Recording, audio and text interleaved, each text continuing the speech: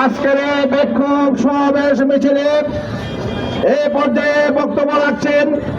কেন্দ্রীয় মজলিস সভার সদস্য, গাজীপুর মহানগরের সংগ্রামী নায়েব আমির, গাজীপুর 5 আসনের জামায়াত মনোনীত সম্মানিত পদপ্রার্থী, কালীগঞ্জ পাশের প্রাণপ্রিয় নেতা জননেতা জনাব খায়রুল হাসান। বক্তব্য রাখছেন জনাব খায়রুল হাসান।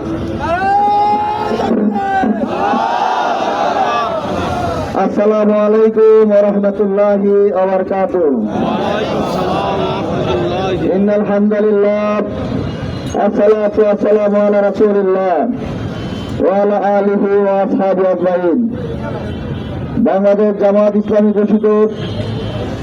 5 দফা কর্মসূচি, 5 দফা দাবি আদায়ের লক্ষ্যে গাজীপুর মহানগর জামায়াত কর্তৃক আয়োজিত আজকের এই বিক্ষোভ মিছিল উত্তর সমাবেশের সংগ্রামী সভাপতি,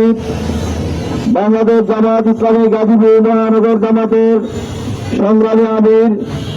জননেতা অধ্যাপক জামাল উদ্দিন, উপস্থিত গাজীপুর মহানগর জামাতের নায়েব আমির, কেন্দ্রীয় মজলিসের সুরা সদস্য, গাজীপুর 2 আসনের জামাত মনোনীত সংসদ সদস্য পদপ্রার্থী জননেতা হোসেন আলী, মহানগর জামাতের সেক্রেটারি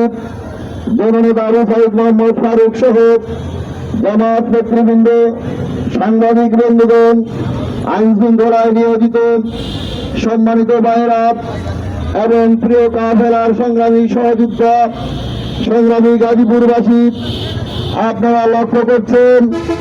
আজকে যে সরকার আমরা রক্ত এবং জীবনের বিনিময়ে এই সরকার পেয়েছি, আমরা আশা করেছিলাম আমাদের যৌক্তিক দাবিগুলোর জন্য আন্দোলন করতে হবে না, রাজপথে আর নামতে হবে না। কিন্তু অত্যন্ত দুর্ভাগ্যের সাথে আমরা লক্ষ্য করছি প্রায় 6-7 মাস যাবৎ নানা আলোচনার টেবিলে আলোচনা হচ্ছে, ঐক্যমত্য কমিশন গঠন করা হচ্ছে, এগুলো নিয়ে রাষ্ট্রের অর্থের অপচয় হচ্ছে, সময়ের অপচয় হচ্ছে,